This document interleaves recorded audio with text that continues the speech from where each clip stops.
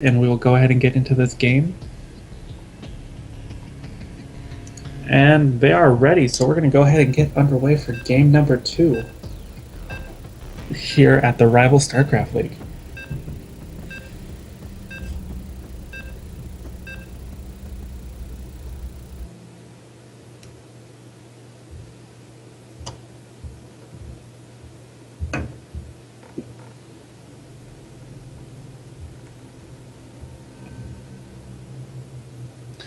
Alright, so here on Vani Research Station, we have spawning in the top. We have the purple Zerg from Boreal Esports playing a tough game on Secret Spring, hoping he can bring it back. It is Carnage.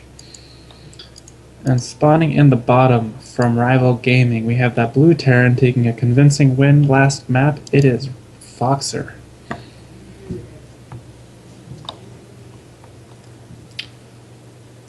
All right, so last game we saw Foxer go for CC first, and we saw a fairly standard game from Carnage. I wonder if Carnage is going to do a build here to try to punish the potential greed of Foxer, or if Foxer is going to change it up and go for some sort of cheeky all-in here. We're going to see how this plays out. It's going standard so far. No SCVs moving out across the map, no early pulls.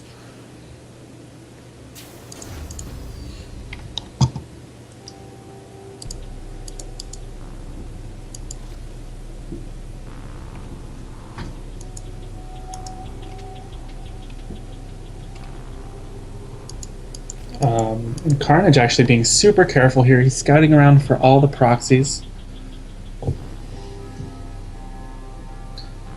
Studying all the proxy locations. He sees the whole map. But Foxer is going for that CC first again. Matched by the hatch first of Carnage. So we're just gonna sit back and let this macro play out for a few minutes as the build orders unfold. Nobody's gonna die within the next minute or two, I can assure you.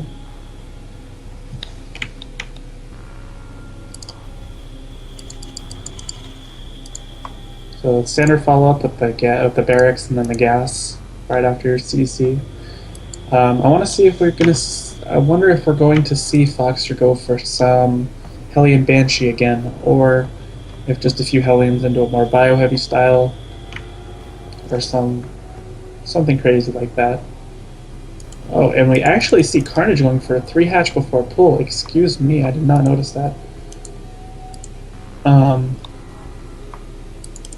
So yeah, Foxer's totally blind to this. And it's very easy to hold your main base, like at least 2 bases, from Hellion aggression if you park 2 queens up on the ramp, right here. Hellions can't run by, like your 3rd base is exposed, but Hellions won't kill your 3rd base. It's going to take them a long time.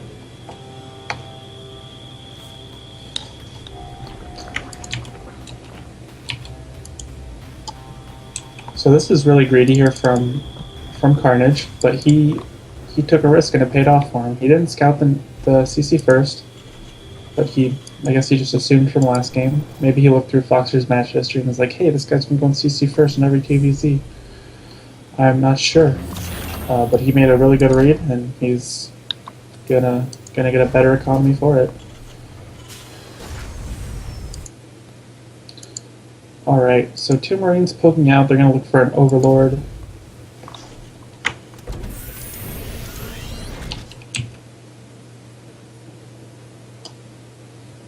No Overlords are... There's only 1 Overlord on Foxer's side of the map, and it's here. I don't think the Marines can hit it. He is going to send it in for a little bit of a scout.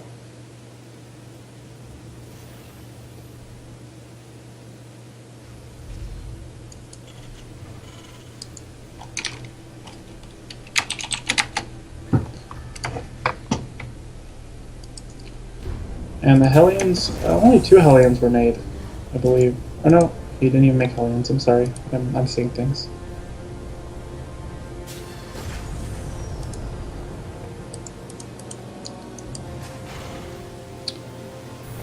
So, yeah, the Overlord is going to scout this starport building next to a barracks, building a tech lab. So he can assume that it is Banshees again. And he's going to want to take precautions to be safe against that. And yeah, not even making the Viking. He's just moving the starport straight over to the tech lab to make Cloak and a Banshee. Up to 4 Hellions now. We'll see when he decides to put out. Again, he has no idea that it was 3 hatch before a full from his opponent. So every second he delays this attack it's going to let Carnage be at a better spot to repel these Hellions. But he's only making 4 Hellions this game. So he's going to see... he's going to see this 3rd hatch and he's going to be like, whoa, it's greedy. All this creep. And I like this Ling Trap waiting at the top of this natural... at this ramp here. A nice try by Carnage. He gets a lot of damage on these Hellions. He doesn't quite get one.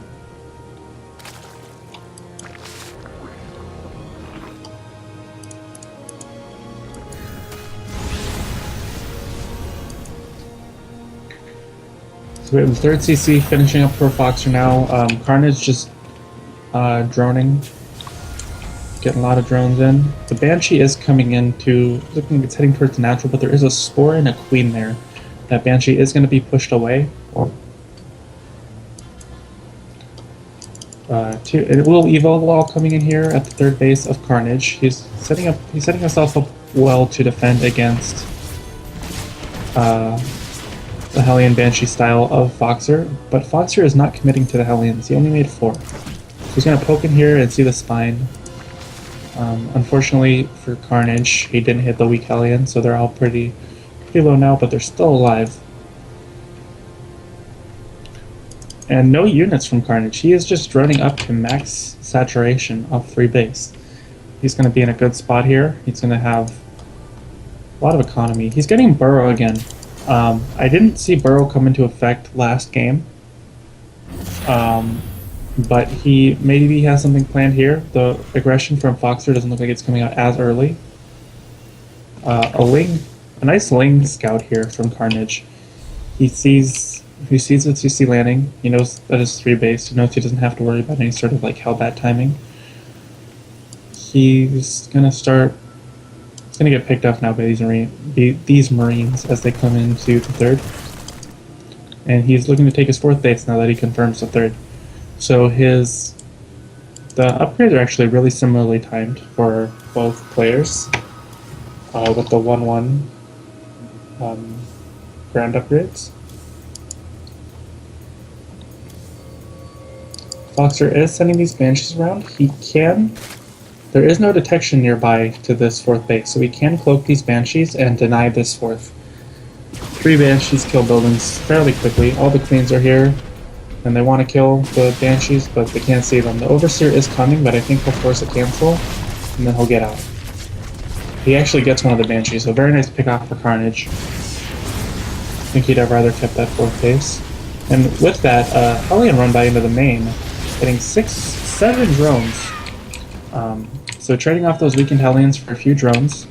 Never a bad trade. Back home, he is making... more biomine. Hasn't elected to research combat shields yet. I'm sure that's coming. Could be a slight mistake. I know I make that mistake quite often.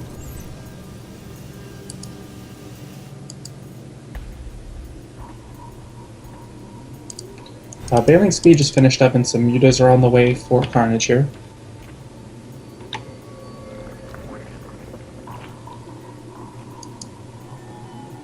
Banshees are skirting around. They're getting chased by these mutas. One of them, they do have enough energy to cloak, but just barely. So one of them's going to uncloak right away. The other one has a few more seconds, but it's going to fly into a Spore anyways. So it gets some decent scouting, I suppose. Very expensive scouting, but those Banshees have had their time in this game. And once the mutas come out, their time is over.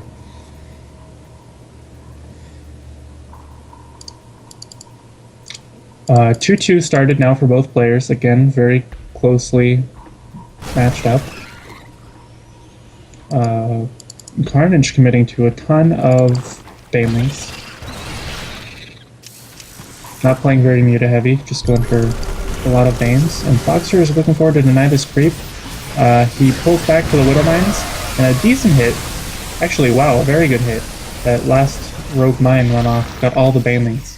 So Foxer is in a really good spot right now. He can come forward and deny a little bit more of this creep. There are a few Banelings, but you don't want to engage those Marines with pure Bane.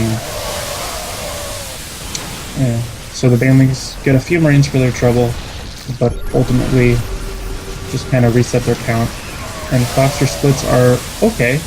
He's going to get some of the Banelings there. The Muta's flying to a Widow Mine, killing one of them, making the rest of them pretty weak. And he is looking like he can deny this 4th base here. So that's definitely going to go down. Very nice win here for our Terran player. Pulling back now, the Broodlings. Broodlings are good units, kind of. And he's actually getting +1 attack for his mech. Widow Mines do not benefit from this upgrade, so I'm not sure why he has elected to do so. Maybe it's for the Thors later on. Usually we see the armor come in just for the Widow Mine. But he did just scan out this gold base coming down from Carnage, so he's going to position his army over here to try to deny that. He's going to get a nice position set up on his Widow Mines. So the Banelings are going to come down, and all of those Banelings get roasted by those Marauders, and Carnage is just going to tap out there. So Foxer taking the really nice 2-0 over